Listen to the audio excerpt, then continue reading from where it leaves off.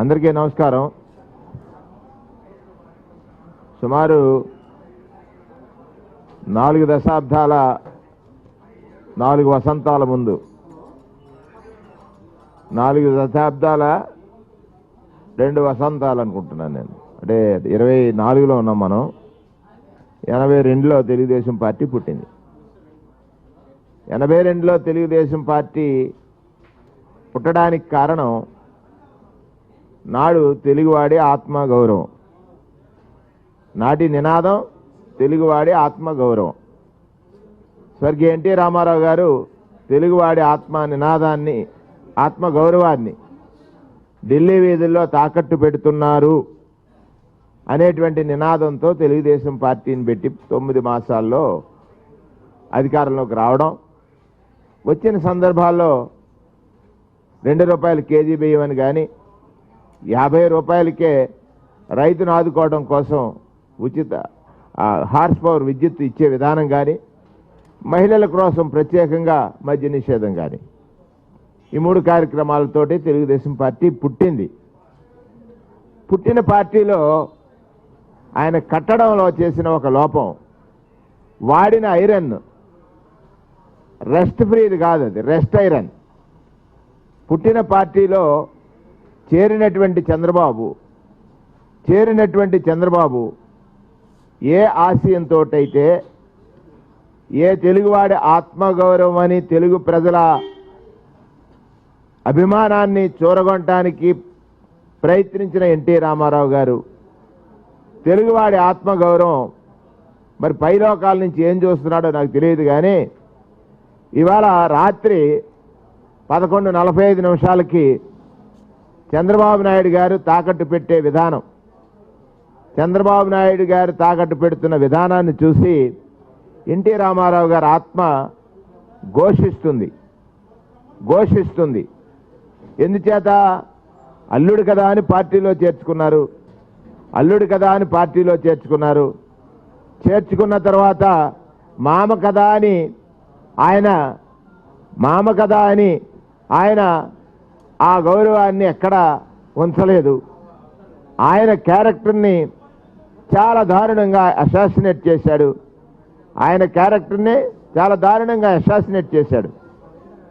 అసాసినేషన్లో NT Ramarao గారిని పదవిని దించేసిన తర్వాత నలుగురు కలిసి, ఒక ఈనాడు, ఆంధ్రజ్యోతి, TV5 లాంటి వాళ్ళు కలిసి ఈ రాజకీయాల్లో ఒక వ్యాపారాన్ని, రాజకీయం అంటే ఒక వ్యాపారం అని, రాజకీయం అంటే ప్రజాక్షేమాన్ని కాంక్షించేదిగా ఉండాలని, ప్రజాక్షేమానికే రాజకీయాలు ఈ దేశంలో అవసరమని, నాటి రాజ్యాంగ నిర్మాత బాబాసాహెబ్ అంబేద్కర్ ఆశించిన ఆశయాలకు విరుద్ధంగా పాలనలో సంస్కరణలను పేరు తెచ్చి దోపిడీకి దారితీసి, ఆ రోజు వరకు సర్పంచులందరూ కూడా చంద్రబాబు నాయుడు పాలన రాకముందు ప్రజాధన పరిరక్షకులుగా ఉండేవారు, ప్రజాధనాన్ని పరిరక్షించేవారిగా ఉండేవారు.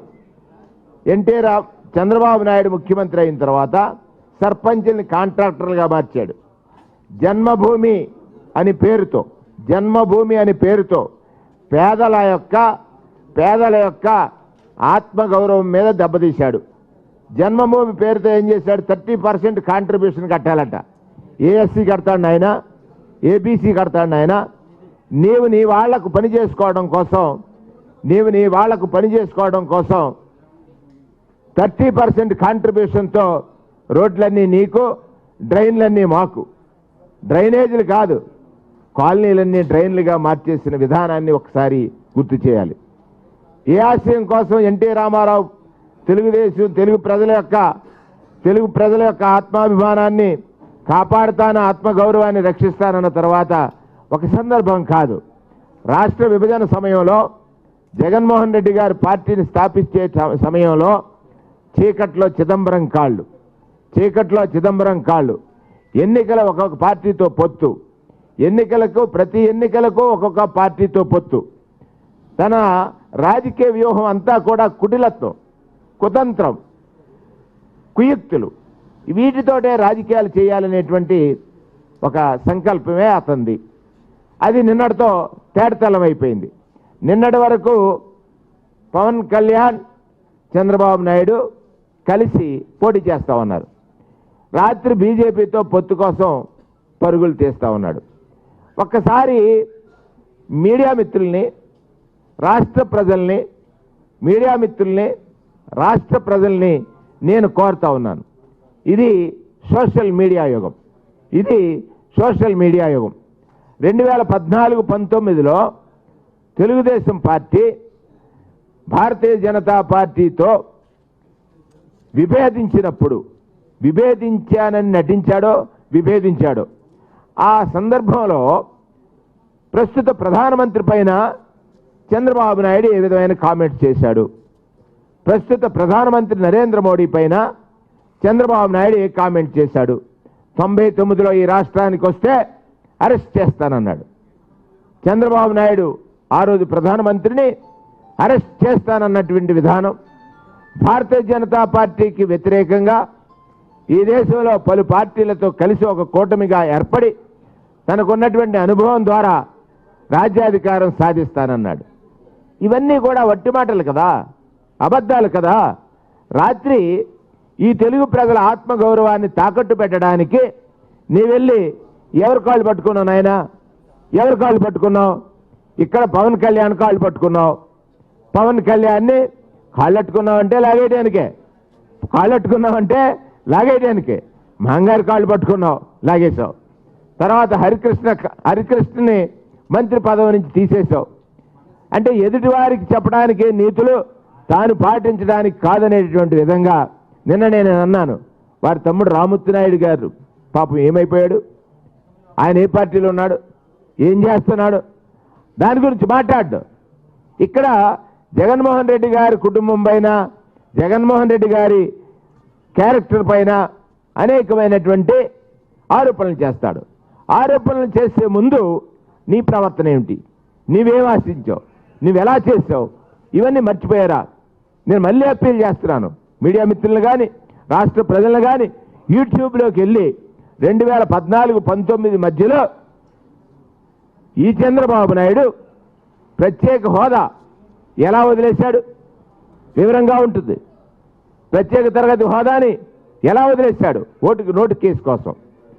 ఈ రాష్ట్రాన్ని విడిపోయే సమయంలో శాసనసభలో కనీసం ఈ రాష్ట్ర అవసరాల గురించి మాట్లాడలేదు. అది వాస్తవం.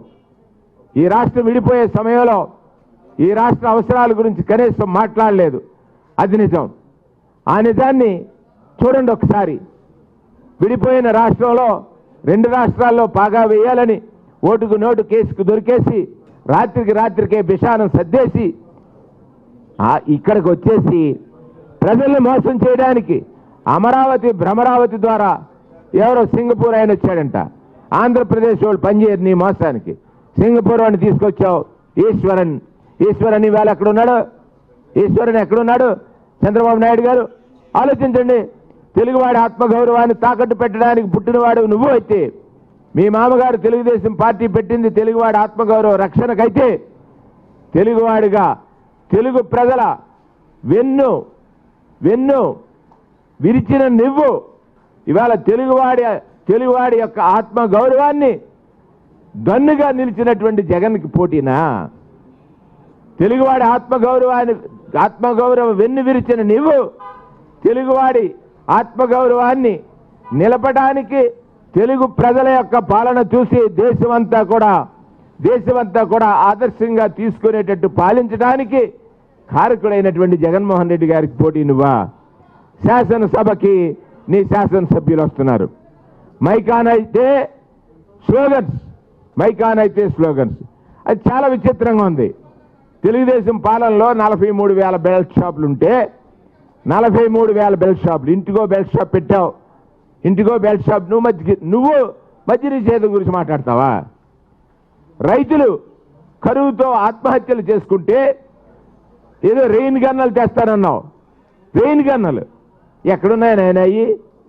అవి మర్చిపోయారు జనం అనుకుని ఇవాళ రైతుల గురించి నీ వాళ్ళ చేత మాట్లాడిస్తున్నావు. రైతులకు 87,600 కోట్ల రూపాయల రుణాలు మాఫీ చేస్తానని చెప్పి 15,000 కోట్లే చేస్తే ఇవాళ 30,000 కోట్ల రూపాయలు డైరెక్ట్గా రైతు భరోసా ద్వారా, రైతు భరోసా కేంద్రాలు, విత్తనం నుంచి విక్రయం వరకు ఆ రోజు కొనుగోలు కనీసం చేయలేని నువ్వు ఇవాళ రైతు మిల్లర్ దోపిడీకి గురి కాకుండా రక్షించేటువంటి ఈ ప్రభుత్వం పైన ఆరోపణలు చేయడానికి ఆ శాసనసభలో శాసనసభ్యులు పాపం అక్కడ ట్రైనింగ్ ఇచ్చి పంపుతాడు, లేదా అనకపోతే సీటు తీసేస్తానంటాడు. ఇటువంటి ప్రయత్నాలు చేస్తా ఉన్నాడు. అంటే భ్రమలో బ్రతికే నువ్వు నిజాలు తెలుసుకోలేరు ప్రజలు అనుకుని, భ్రమలో బ్రతికే నువ్వు నిజాలు తెలుసుకోలేరు ప్రజలు అనుకుని భ్రాంతితో ఉన్నావు. తెలుగువాడి ఆత్మగౌరవాన్ని ఢిల్లీ వీధుల్లో తాకట్టు పెట్టడానికి నీ అధికార దాహం తెలుగు రాష్ట్రాన్ని ఇప్పటికే నాశనం చేసింది. ఆత్మగౌరవ రక్షణ కోసం తెలుగుదేశం పార్టీ పుడితే ఆత్మగౌరవ భక్షణ కోసం చంద్రబాబు నాయుడు పుట్టాడు. తెలుగువాడి ఆత్మగౌరవ భక్షణ కోసం, ఆయన రక్షణ కోసం పెట్టాడు, ఈయన భక్షణ కోసం పుట్టాడు. ఈ భక్షకుడు రాత్రులు అర్ధరాత్రి కాళ్ళ మీద పడి బేరాలు కుదుర్చుకుంటున్నాడు. 14 ఏళ్ళు ముఖ్యమంత్రి చేసిన నువ్వు నేనే మంచి చేశాను నాకు ఓటు వేయమని అడిగే ధైర్యం ఉందా? నేనే మంచి చేశాను 14 ఏళ్లలో నాకు ఓటు వేయండి ప్రజలారా అని అడిగే ధైర్యం నీకుందా? లేదు. మంచి చేసి ఓటు అడిగే ధైర్యవంతుడు జగన్ అయితే తాను ఓడించడానికి ఎంతమంది కాళ్ళైనా నేను పట్టుకుంటాను, తెలుగు ప్రజల ఆత్మగౌరవాన్ని నా కోసం తాకట్టు పెట్టుకుంటాను, తెలుగు ప్రజల ఆత్మగౌరవాన్ని నా కోసం తాకట్టు పెట్టుకుంటాను అన్న చంద్రబాబు నాయుడు నిజ స్వరూపాన్ని పౌరులారా, రాష్ట్ర ప్రజలారా, మీడియా ద్వారా వీక్షిస్తున్నటువంటి ప్రేక్షకులారా ఒక్కసారి గమనించండి. 2014-19 మధ్యలో బీజేపీ పార్టీ ద్వారా ఈ రాష్ట్రానికి జరిగినటువంటి నష్టం గురించి మాట్లాడిన వ్యక్తి పెద్దగా ఎవరు? చంద్రబాబు నాయుడు. రాత్రి మళ్ళీ బీజేపీ పొత్తు కోసం వెళ్ళాడు. పవన్ కళ్యాణ్ ఆయనకి రాష్ట్ర ప్రజల అవసరాల మీద కానీ ఈ రాష్ట్ర ప్రజల కష్టాల మీద కానీ అవగాహన లేనటువంటి వ్యక్తి. కేవలం పుస్తకాల్లో ఏదో రాసిస్తే చదవాలనేటువంటి తత్వం. ఒకే ఒక్క ప్రశ్న, పవన్ కళ్యాణ్ గారు మీరు ఆలోచించండి. ఈ దేశానికి ప్రజాస్వామ్యంలో దేశానికి స్వాతంత్ర్యం వచ్చిన తర్వాత ప్రభుత్వాలు ప్రజల యొక్క ధనానికి పరిరక్షకులు. ప్రభుత్వాల ఆలోచనలు పెద్దల దగ్గర పెద్దలైతే ఏ రకంగా ట్యాక్సెస్ కలెక్ట్ చేస్తామో వాటిని పేదవాడికి చేరిస్తేనే పేదవాడి జీవితంలో మార్పు వస్తుందని ప్రజాస్వామ్యం చెప్పింది. కానీ పేదవాడికి మంచి జరిగితే ఆ ప్రభుత్వాన్ని ఓడిస్తానన్న మాట ప్రజాస్వామ్యవాదులు ఎవరు కూడా వినకూడదు, కనకూడదు. ప్రజాస్వామ్యం మీద నమ్మకం ప్రజలకు కోల్పోతారు.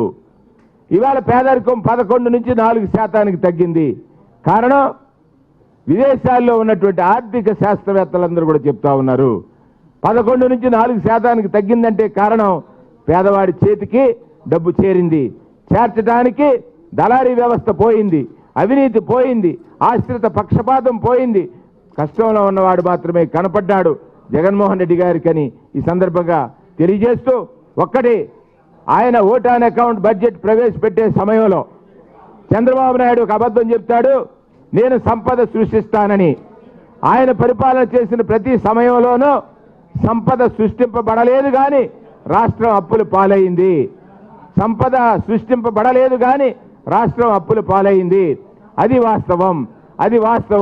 ఆ వాస్తవాన్ని అసెంబ్లీ సాక్షిగా చెప్తే వినటానికి ప్రతిపక్షానికి ఓపిక లేదు, వినటానికి ప్రతిపక్షానికి సమయం లేదు. కేవలం సభకు రావడం, బయటకు పోవడం, సభకు రావడం, ప్లకార్డ్స్ చూపించడం, జై జై జగన్ అంటున్నారు. ఇవాళ వాళ్ళు బై కాదు, జై జగన్ అని జనమంటే, జై జగన్ అని జనమంటే బై అనేది మిమ్మల్ని, బై అనేది మిమ్మల్ని. మీకు ఇక్కడికే సుమారుగా వయసు పెరిగిపోయింది, ఆశ పెరిగిపోయింది. వయసు పెరిగిపోయి ఆశ పెరిగిపోయి ప్రత్యక్ష రాజకీయాల్లో రాని నీ కొడుకుని ముఖ్యమంత్రి చేయాలని నీ తపన, ప్రత్యక్ష రాజకీయాల్లోకి రాని గెలవలేని నీ కొడుకుని ముఖ్యమంత్రి చేయాలని నీ తపన ఈ రాష్ట్ర పౌరుల జీవితాల్లో మళ్ళీ చీకటిని కలిగిస్తుందనేటువంటి వాస్తవ విషయాన్ని మీ ద్వారా మీడియా ద్వారా ఈ రాష్ట్ర ప్రజానీకానికి తెలియజేస్తున్నాను. వాస్తవాలు ఎరగండి. వాస్తవాలు నిజం ఎవరైతే మాట్లాడుతున్నారో రాజకీయాల్లో నిజం మాట్లాడే వారి వల్ల మాత్రమే ప్రజలకు ప్రయోజనము. 2,53,000 కోట్ల రూపాయలు నేరుగా డీబీటీ ద్వారా ప్రజలకు చేరిందంటే కారణం జగన్మోహన్ రెడ్డి గారు తీసుకున్న ఒక చారిత్రక నిర్ణయం. ఇదే డబ్బు, ఇదే బడ్జెట్ ఇవాళ ఇంకా జగన్మోహన్ రెడ్డి గారి ప్రభుత్వంలో కరోనా లాంటి సమయంలో దేశ ఆర్థిక పరిస్థితి కాకుండా రాష్ట్ర ఆర్థిక పరిస్థితి కూడా దిగజారినా కూడా పేదవాడికి ఎక్కడా నష్టం జరగలేదు. కారణం డీబీటీ అనేటువంటిది. నీవే రోజునే చేసావా? నీ దగ్గర కూడా 2,50,000 కోట్లు 2 లక్షల కోట్లు ఉంది. కేవలం నువ్వు ఒక కట్టడం మొదలెడతావు, కమిషన్ కొట్టేస్తావు, కట్టడం మొదలెడతావు, కమిషన్ కొట్టేస్తావు. అందుకే ఈ కమిషన్ల బాబు బై అని ప్రజలు చెప్పారు. నీకు ఆల్రెడీ చాలా మంది నీ కుటుంబానికి ఉన్నటువంటి ఒక పెద్దది నేను కోరుకోను. కానీ అల్జీమర్స్ అంటే మతిమరుపు. ఆ మతిమరుపు ఎక్కువ వచ్చింది. రేపొద్దున నువ్వు ఊహిస్తున్నావు. అందరి కాళ్ళు పట్టుకున్న దేవుడు జనమో దైవము జగన్ గారిని దీవిస్తున్నారు. ఖచ్చితంగా రేపు రాబోయే ఎన్నికల్లో 24లో 100% జగన్ గారు గెలుస్తారు. జగన్ గారు ముఖ్యమంత్రిగా ఉండాలని ఈ రాష్ట్ర ప్రజానీకం కోరుకుంటున్నారు. 175 మేము గెలుస్తాం. కానీ ఆల్జీమర్ అని మీరు అన్న మతిమరుపు 0-0గా మిగలబోతుంది. తెలుగుదేశం పార్టీతో పొత్తు పెట్టుకున్న అన్ని పార్టీలు ఇంతమంది కలిసి రావాలా పేదవాడికి మంచి చేస్తానన్న నాయకుడిని ఓడించడానికి. ఇంతమంది కలిసి వస్తున్నారు పేదవాడికి మంచి చేస్తానన్న నాయకుడిని ఓడించడానికని ప్రజానీకం ఎరగాలని, ఎరిగి మీరు సరైన సమాధానం చెప్పగలిగినటువంటి న్యాయ నిర్ణేతలు మీరే, దైవాలు మీరే. ఓటు అడిగేటువంటి ప్రతి నాయకుడు మీ దగ్గరకు వచ్చినప్పుడు అడగాల్సిన బాధ్యత కూడా ప్రజలదే అని ఈ సందర్భంగా మనం చేస్తా ఉన్నాం. ఏం చేశాడు?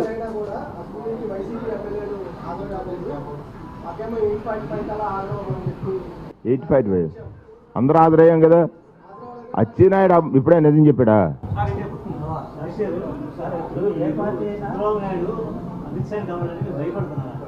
నేనెందుకు భయపడుతున్నాను? తెలుగుదేశం పార్టీ దేనికి పుట్టిందని మీరు చెప్తున్నారు. మీరు చెప్పండి ఒకసారి. ఎన్టీ రామారావు ఏమన్నాడు? నేనేం అడుగుతున్నాను? యూట్యూబ్కి వెళ్ళండి. తెలుగుదేశం పార్టీ పుట్టికి కారణం ఏమిటి? తెలుగువాడు ఆత్మగౌరవ రక్షణ. ఢిల్లీ వీధుల్లో తెలుగువాడికి ఆత్మగౌరవాన్ని తాకట్టు పెడుతున్నారని ఆ రోజు ఉన్నటువంటి నాయకుల్ని ఆయన కామెంట్ చేశాడు. అది తెలుగుదేశం. ఇదేం దేశం? దీనికి ఇప్పుడు ఢిల్లీలో అమిత్ షాని కలవచ్చు, ఇంకొకరిని కలవచ్చు, నేను బాగా పెద్ద ప్రధానమంత్రిని కలవచ్చు, నేను కాదనన్ను. కానీ ఈ రాష్ట్రంలో చాలా కాలం తర్వాత, సుదీర్ఘ పాలన తర్వాత ఒక నిజాం పరిపాలన ఇచ్చి ప్రజలకు మంచి చేస్తే ఇంతమంది కలిసి ఆ పేదవాడిగా మిగులుస్తానని అంటాం బాధ కలుగుతుంది నాకు. ఒక పేదరికంలో వచ్చాం మేము కూడా. పేదలకు మంచి జరుగుతుంది ఇవాళ. పేదలకి ఆరోగ్యశ్రీ 25 లక్షలు, పేదలకు ఆరోగ్యశ్రీ 25 లక్షలు, పేద పిల్లలు ఇంగ్లీష్ చదువుతున్నారు, నాడు నేడులు పాఠశాలలు, ఇవన్నీ సాక్ష్యాలు కదా. ఈ సాక్ష్యాలని చూపించి కేవలం జగన్ గారిని ఓడించడానికి ఇన్ని పార్టీలు కలయిక, ఇది ఎక్కడిది న్యాయం? అంటే జగన్ గారు ఏంటి? పేదవాడి పక్షాన పనిచేయడం తప్ప. అది ప్రజాస్వామ్యంలో రాజ్యాంగ నిర్మాత బాబాసాహెబ్ అంబేద్కర్ గారు మనకి ఇచ్చినటువంటి ఒక రాజ్యాంగం. ఆ రాజ్యాంగబద్ధ పాలన చేస్తానంటే అబ్బే కాదు, మా బద్ధ పాలన చేయండి అని నేను అంటాను కదా. 2,53,000 కోట్లండి డైరెక్ట్గా డీబీటీ, ఇంకొక 1,17,000 కోట్ల రూపాయలు నాన్ డీబీటీ, 4,53,000 కోట్ల రూపాయలు పంచారు. ఇవాళ అది ఆ తెలుగుదేశం పార్టీలు ఎక్కడికి వెళ్ళింది చెప్పగలరా? ఎక్కడికి వెళ్ళింది? నువ్వేదో కట్టడం మొదలెడతావు, కమిషన్ కొడతావు, అంతే కదా.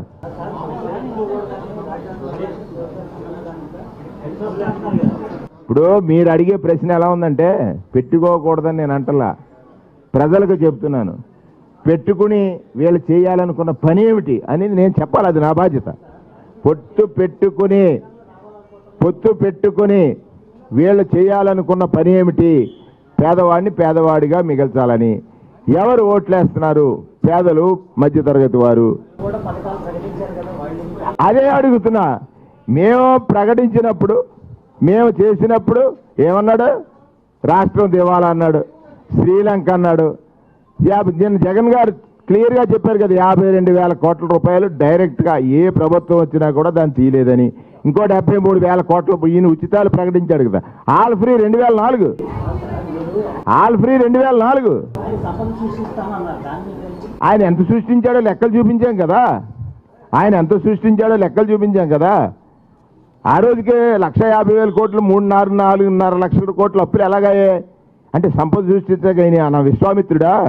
సృష్టికి ప్రతి సృష్టి చేసేటువంటి వ్యక్తి. సంపద సృష్టించడు, సంపాదించుకుంటాడు. సంపాదించుకుంటాడు.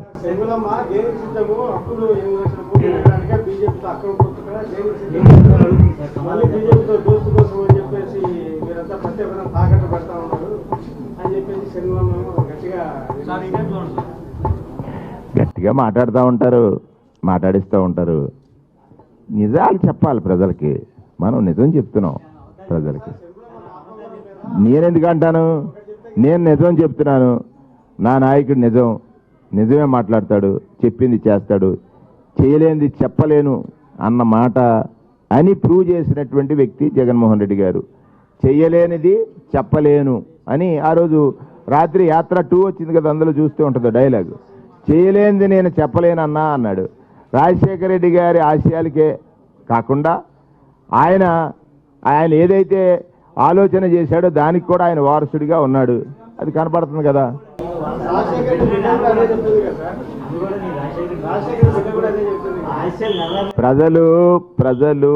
ప్రజలు ప్రకటన చేశారు, ప్రజలు దీవించిన ప్రజలు అనుభవించారు. ఎలా? జగన్మోహన్ రెడ్డి గారు చేసిన పాలనని అనుభవించినటువంటి ప్రజలు రేపు తీర్పిస్తారు. ఇక్కడ ఇంతమంది కలయికకి గల కారణం ఏమిటి అంటే, నిన్ను నేరుగా అంటే ఒక పేదరికంలో ఉన్న వ్యక్తిని నేరుగా జగన్మోహన్ రెడ్డి గారి దళారీ లేకుండా, దోపిడీ లేకుండా, అవినీతి లేకుండా, ఆశ్రిత పక్షపాతం లేకుండా నేరుగా నీకు చేరుస్తున్నాడనేటువంటి భయం. అంటే ఈసారి జగన్మోహన్ రెడ్డి గారి గెలుపు చారిత్రకము కాబోతుందనేటువంటి భయం వాళ్ళలో ఉండి ఇంత 10 మంది ఎందుకు కలిసి వస్తారండి? ధైర్యవంతుడు ఒక్కడే కదా వెళ్తారు. ఇప్పుడు కూడా జగన్ గారు ఒక్కరే వెళ్తున్నారు కదా. నిన్నటిదాకా ఏమన్నారు? బీజేపీతో పొత్తుకి ఎవరు వెళ్ళారు? రాత్రి 11:45 ఎవరు కలిశారు? అంటే నేనేమంటానంటే నా వెర్షన్ ఏమిటి? తెలుగుదేశం పార్టీ పుట్టింది తెలుగువాడి ఆత్మ గౌరవ రక్షణకు, అంతేనా? ఆత్మ గౌరవ రక్షణకు, అంతే కదా. మరి ఇప్పుడు ఇది ఏం చేస్తున్నాడు? ఈ తెలుగుదేశం పార్టీ ఏం చేస్తుంది? తెలుగువాడి ఆత్మ అభిమానము, ఆత్మ గౌరవం ఎక్కడ పెడుతుంది? తాకట్టు. వాళ్ళ మాంగారు ఏం చెప్పాడు రామారావు గారు? ఆ తెలుగుదేశం ఉందా, ఈ తెలుగుదేశం ఏం చేస్తుంది? ఈ రెండు మీరు పేరు ఇచ్చేసుకోండి చాలు. ఇంక